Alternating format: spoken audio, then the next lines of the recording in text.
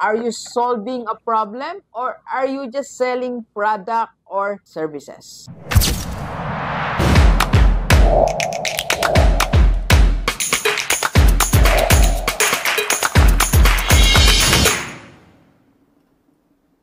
Okay, Gilibers, ano ba talaga yung dahilan? Bakit most of the startups, at least 95%, fails after 1 year of implementing their business?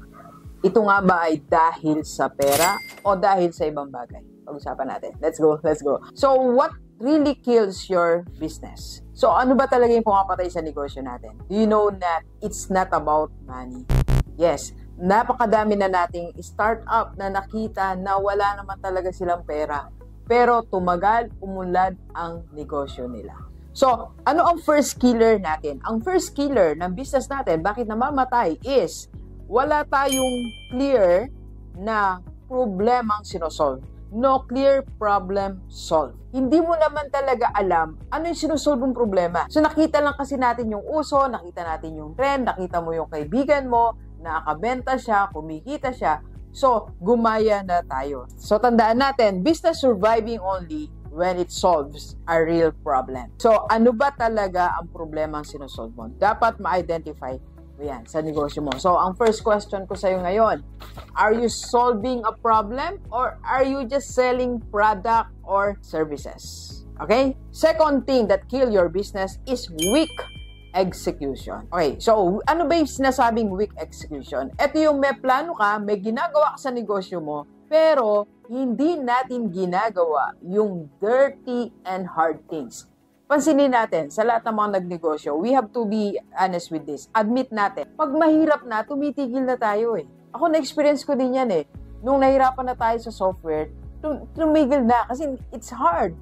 And hindi ko na siya ma-extend, parang ayaw ko na lumaban. And so, sabi ko sa sarili ko, I want to give up kasi it's getting harder. So, tandaan po natin, business success, it's in the discipline of doing small things daily. So, pag hindi mo na-disiplina ang sarili mo, na gawin yung mahihirap na bagay everyday, hindi talaga magtatagal ang negosyo natin. And third po is no market connection. Yes, we build great product, pero we forgot about the people. Yes, ang ganda ng produkto natin, but we forget to connect sa people, sa market natin. So, marketing is not only about selling, it's also understanding the people, how they spend their money, ano ba gusto ng kliyente mo. Right now, may niraran tayong seminar for school owners. So, after how many research, studies, and reviews, recall of my experience before as a school principal and dean, and as a school consultant. So talagang inaral natin, inaral ko talaga personal, ano ba talaga yung mindset ng isang school owner? Paano ba talaga sinagra-run?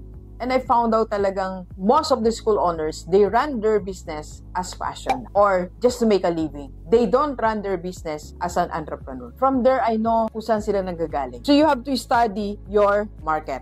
Okay? So if your market can't feel you, they won't find you. Kailangan nararamdaman ka. Kailangan alam nila na merong connections. Una-una, syempre, nakikita tayo dapat sa social media. Second, may connections.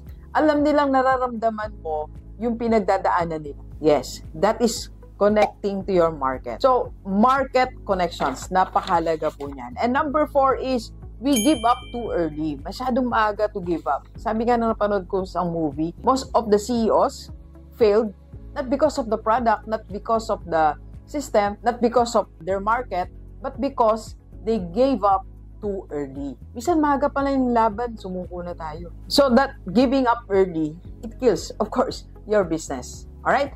Now, so anong gagawin natin? Minsan kasi, pag medyo mahirap na, give up na agad tayo eh. Diba? Sabi nga ni Sir Jair, the CEO of JCO Gold Realty, sabi niya, ang pagninegosyo, una, madali, mahirap, at mas mahirap pa. At pag nararamdaman mo daw na pahirap ng pahirap, malapit ka lang magtagumpay.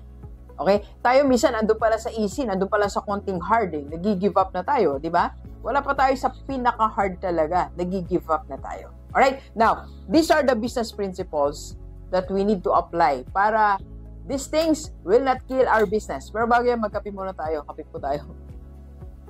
And again, our invitation sa lahat ng mga school owners, we have a seminar sa AIM. Batch 2 na tayo. How to run your school as a business. Batch 2 na po tayo. And if you need speakers sa yung mga seminars, sales and marketing. PM lang sa personal FB nito. Ayan po ang personal FB. Let's go, let's go.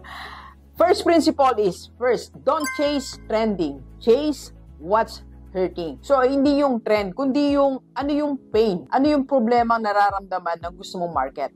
Right now, di ba? Alam ko, umahanga ako sa lahat ng napakadami ngayon na business owners na ang target talaga nila is kapwa nila negosyante. Kasi as a business owner, ang dami talagang pain points eh. Ang dami talagang hurting sa isang negosyante. Mahirap mag-market, mahirap mag-convert, sales, mahirap maipaglaban sa social media. So, ang daming pain points. So, if you are going to start your business, yun yung atakihin mo, yun yung puntahan mo. What's hurting? Di ba, kaya napapansin natin ngayon, dami nag-offer sa akin lang, ilan nag-present ng website, ilan nag-present ng social media ads, branding and all, ang dami nag-present sa atin. So, kasi they know exactly and they see what's hurting to the business owners. Okay? Now, second po, build business not based on emotions, but based on systems. Okay, so i-discuss ko to later. Meron akong kasunod na vlog about this. So that hindi tayo namamali ng desisyon. Tingnan natin yung mga maling decisions natin. Di ba pag mataas o mababa emotions natin, bigla kang nagbigay ng bonus. Wala naman sa system yun, di ba? Bigla kang nag-treat, bigla kang nagpa-travel kasi sobrang taas ng emotions mo. Wala naman yun sa plan. So, you build based on systems, not on emotions. Lalo kung involved ang malaking pera. Kung masaya ka lang, huwag kang magbigay. Kung excited ka lang, huwag kang gumastos. Okay? Ikalma mo muna yung emotions mo. Alright? Next is, stay when it gets hard. Sabi ko nga po, ang sikreto ng business is not speed.